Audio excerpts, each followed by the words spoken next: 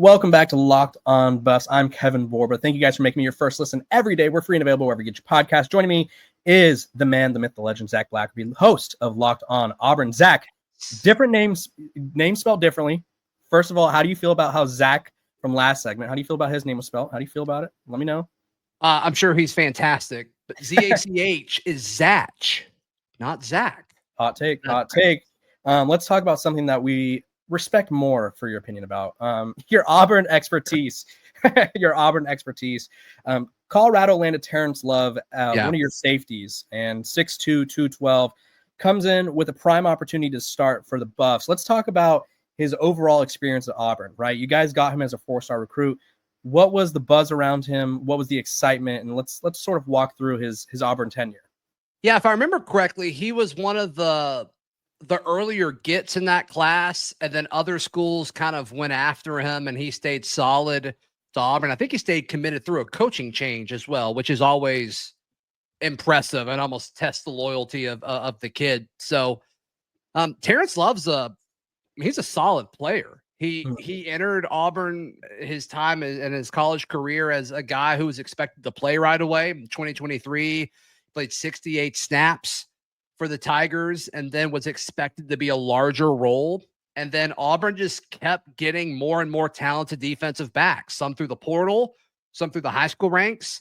And Terrance Love just kind of got jumped on the depth chart. Terrance Love's a good player. Don't look at his lack of production or his lack of stats and think that he's not worthy of being a starter for a P4 program, because he is. Terrance Love's a stud. I think he's got a lot of traits that project to be a really good starter for Colorado.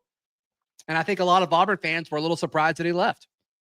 Yeah, I think when you look at the transfer portal, you always assume like, okay, something went wrong or they're chasing money. And I think in the case of Terrance Love, a lot of Colorado fans did exactly what you said not to do, which was they looked at his stat line and they go, okay, he wasn't lighting it up. This wasn't 100 tackle per year kind of guy. So what was the quote unquote thing that went wrong? And it doesn't have to be anything that went wrong. Like you said, it could be depth or other additions. But what would you say why it didn't work out for Terrence? And I think it was that. And my understanding, Terrance Love was well respected in the locker room. He was loved by the fan base. Like, he was a guy that was expected to be a part of it. Now, I think his slice of the pie got smaller as Hugh Freeze implemented, he did a better job of attracting talent than what we've seen at Auburn over the last few years.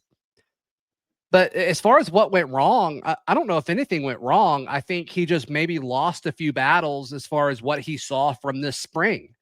Yeah. And Auburn was a team last year that played more freshmen than anybody in the Power Four conferences. And they're going to play freshmen and sophomores this upcoming season. And some of them are more talented than Terrance Love. I mean, that's just the fact of the matter of it. That doesn't mean Terrance Love is bad. Doesn't mean Terrance Love isn't worthy of getting snaps at a high level of college football. I just don't think it was going to happen at Auburn. He played 68 snaps his first year, played 34 last year. I think he would have played more than 34 this year. Like, I think his role would have grown to some extent, especially on special teams and just the ability to do a few different things as a backup safety. But when he entered the portal, it was like 3 hours after Auburn's spring game. It's called A-Day, and it wasn't even a spring game. It was like this open practice.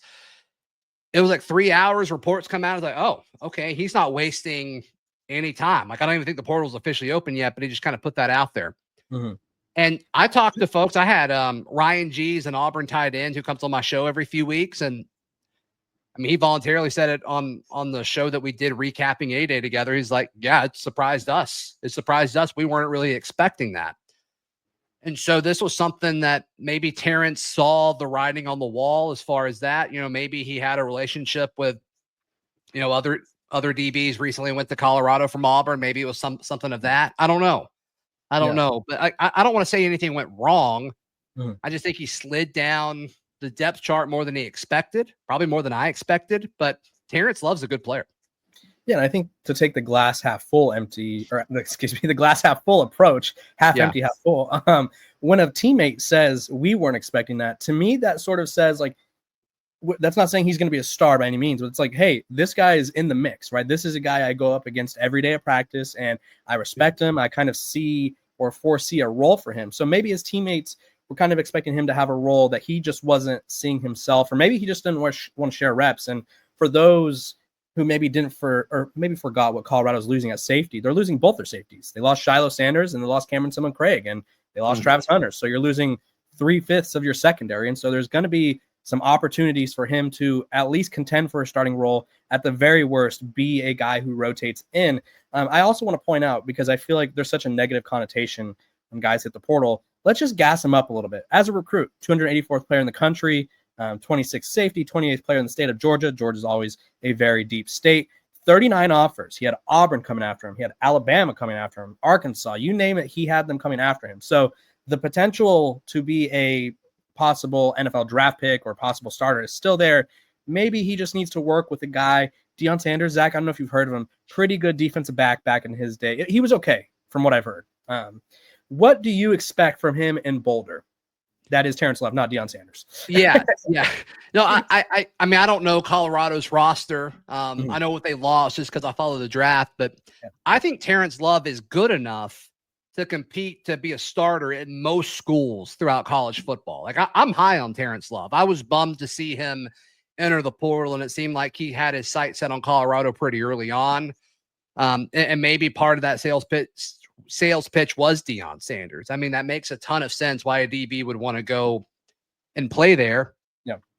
And I think Terrance Love just wants an opportunity. I don't think he's a guy that's chasing NIL and chasing money and chasing fame. My impression of Terrance Love is he just wants to play football, and he wants a chance to play a larger role, which is the only reason I think he would have left. I think he was compensated fairly at Auburn. I think he had his role defined, and maybe it could have grown over the course of, his final 2 seasons of eligibility. But he wanted a larger role. That's the only thing that makes sense. And I talk about this all the time on Locked On Auburn. Whenever somebody enters the portal, whether it's for another school that Auburn may be targeting or somebody leaves Auburn, there's a million different reasons why somebody might enter the portal. NIL, playing time, fit, coaching relationships, proximity to home. I mean, there's a million different reasons why somebody may want to leave. And I don't think Terrance Love leaving was anything nefarious. My understanding is Auburn, I think this caught some coaches a little bit off guard. So yeah, Terrance Love, once again, I can't say it enough. I think he's a good player. I think if you're a Colorado fan watching this, you should be excited about what Terrance Love brings to your defense. In a way, it's like an Auburn trade, if you will, because we lost Colton Hood, so he's over in Tennessee now. I think if I'm a Colorado fan, I'm kind of hoping that this is the best Auburn transfer that they've had, right? Because they got Tavares Dawson. He didn't work out. You got Colton Hood, who was really good, but then one of those reasons you mentioned about entering the portal happened. And I'm not going to say it's coaching. I'm not going to say it's lack of role. So you can fill in the blanks there. Yes. So I think people are hoping that Terrance Love can sort of be the guy that not only finds his footing, but sticks around in Boulder, because Colorado's trying to build something special. Auburn is as well. And I mean, you get this as well as anyone. A program trying to take that next level, and you guys have hit that next level back in the day with Cam Newton. It takes a lot of things to go your way. And I think getting a guy like Terrance Love to come into the program and find success could be one of those things. What do you think for both Colorado and Auburn is that next step in terms of just hitting that next level? Just for Auburn as a whole? Yeah, or both, both programs. Talk about the general challenges, if you will. Yeah, I mean, I think the first few years you have to worry about talent acquisition, and then you've got to figure out how to win. Yeah. Now, I do think Auburn's, next step and Colorado's next step is different. I mean, replacing a quarterback. However, Auburn pursued Juju Lewis a ton. And then Caden Salter was coached by Hugh Freeze at Liberty. So more weird Auburn, Colorado connections. But, so whoever that guy is he going to be good as Shadur was? I don't know. Those are some pretty big shoes to fill. I don't care about where he got drafted. He was a really good college quarterback. Right. I think better than Dylan Gabriel, honestly. But now they're teammates. And then obviously, Travis Hunter was the best player in college football when healthy every time he stepped on the field, even when he was back, before he got to Colorado. So, replacing those guys is a big deal. Is Deion able to do that going into the season? I don't know. We'll see what happens with Juju Lewis and Caden Salter. I think both of those guys have really high ceilings. and I think the system works. But I don't follow Colorado closely. Seems like they got to fix the trenches on both sides of the football. Terrance Love doesn't really help you on that front. But as far as like elevating to the next level, from the Auburn point of view, they needed to attract talent to compete with the other big dogs in the SEC.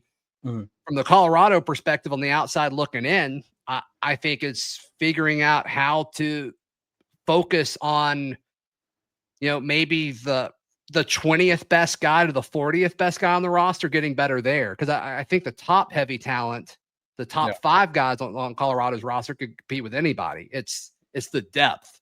Yeah. And I don't know how they've done with that, but I will say that Terrance Love helps with that.